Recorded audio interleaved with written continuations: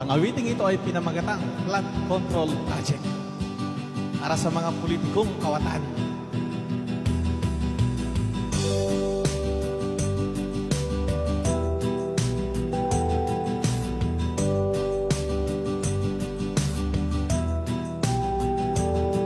Biglang lumantad ng isang matapang na witness, nagpakilalang retirado ng Philippine Marines.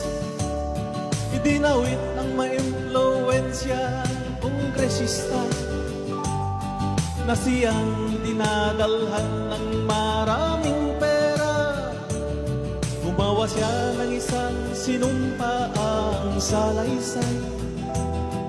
Pagdating sa Senado ay hinimay-himay ang abogadong